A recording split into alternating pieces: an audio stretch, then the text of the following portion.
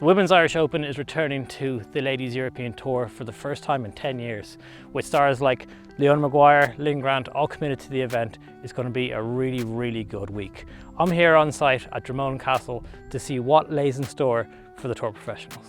The Women's Irish Open for 10 years had been lost, falling off of the Ladies European Tour schedule, and it wasn't until Eamonn O'Donnell joined Dromoland Castle that it ever looked like returning.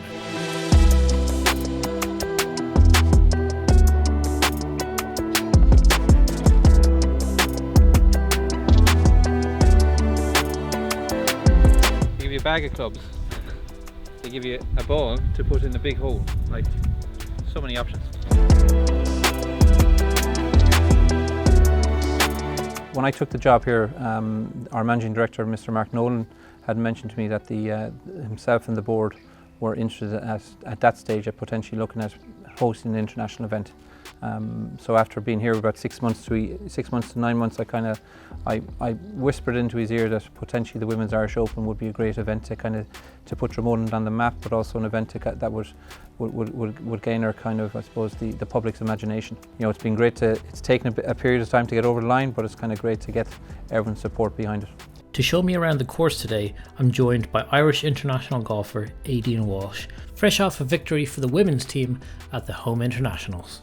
Yeah, it was unbelievable.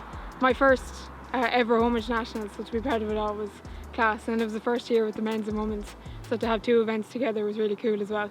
It's not many time that the women's team has won the Home Internationals. That's pretty special. Yeah, really cool. Just to have your name on one of the winning teams is really special as well. And how's the season for you as a whole? Overall, it was really good. It's my first time doing a full international season, so really enjoyed it. Obviously, the highlights being winning Ulster stroke play, and then I had a good week at the Irish Close as well.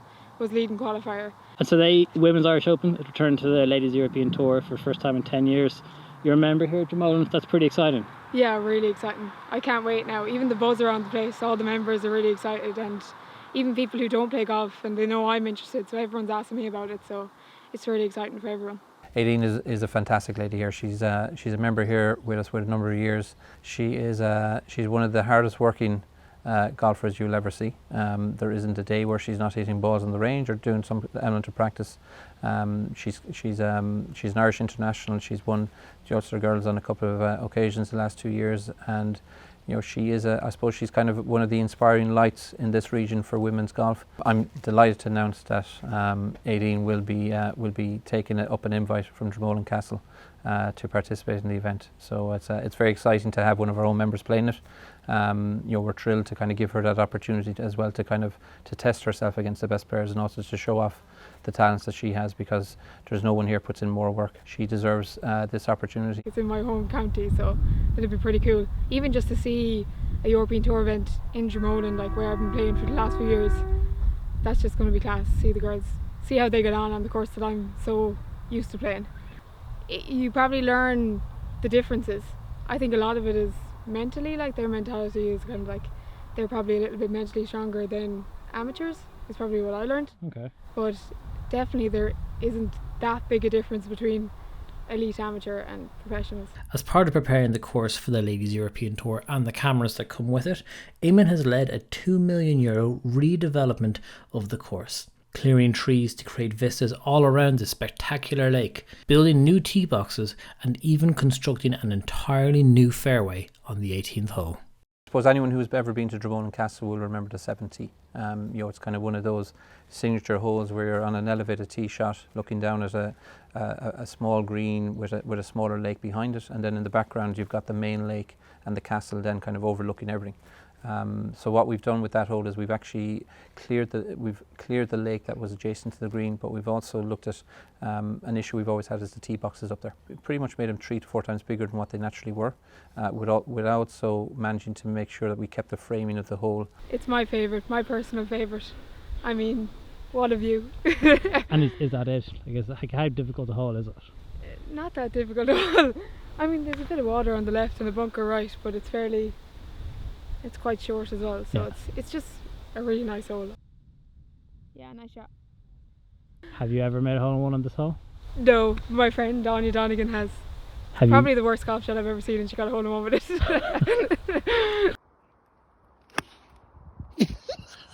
gonna win the hole.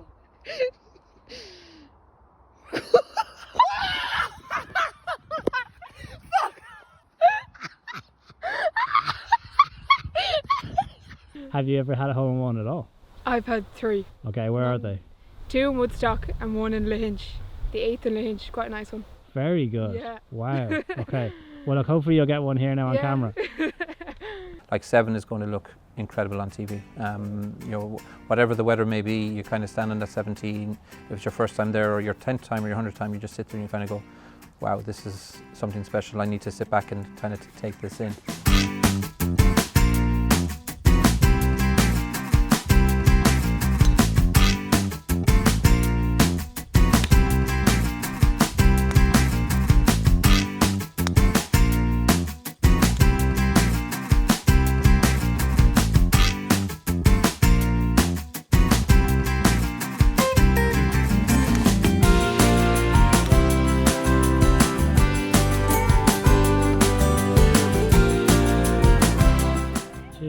One putt, O'Donnell continues. We need to start showing up.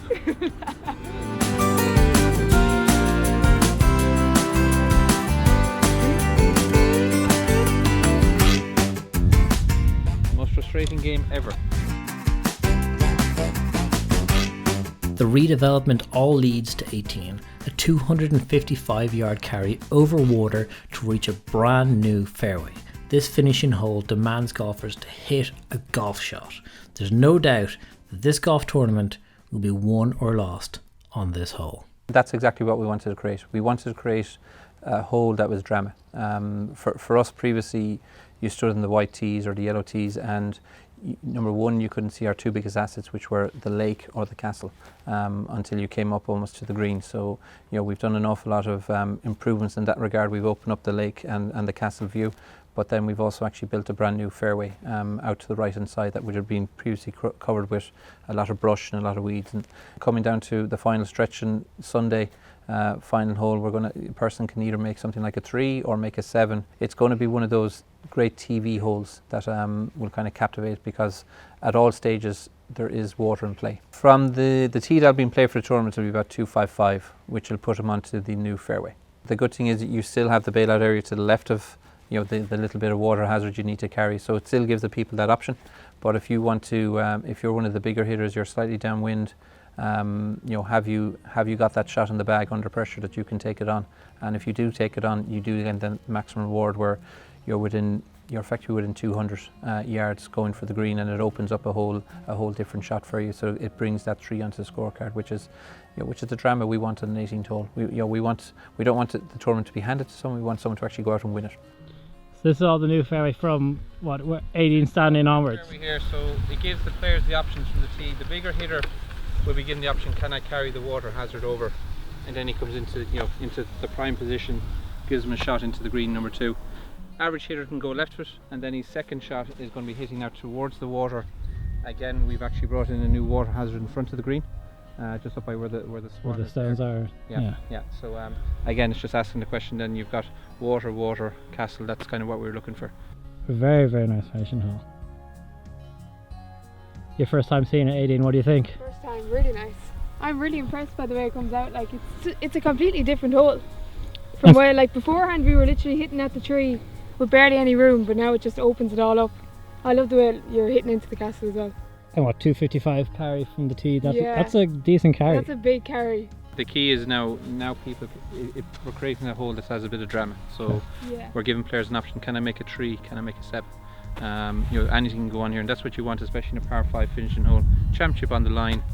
Okay, if a person's 1 shot behind standing on the tee, okay, can I make a 3? Can I make a 4? But also 7 or 8 is always on the cards. Yeah. You know, whenever you bring water into play on any golf hole, there's always that carnage can begin. So yeah, it's good weather, bit of grandstands. Leona Maguire in the hunt coming up to the last. What more do we want for the Women's Irish Open? So the Women's Irish Open has been revived, but this is just the start of its new journey. For Eamonn and his team, the opportunity to create history is just days away. We will leave on the Sunday evening after toasting the winner. We'll have a few drinks ourselves amongst the team I've no fear of that, and we'll kind of look back in this in 20 years' time and say, we were at the start of a journey where the Women's Irish Open is now, has been elevated to one of the best events on the tour, and not just the Ladies European Tour. You'd love in time that it's probably going to become a co-sanctioned event with the LPGA, and if we've had any small part of that, we think that is very important to me and the team here.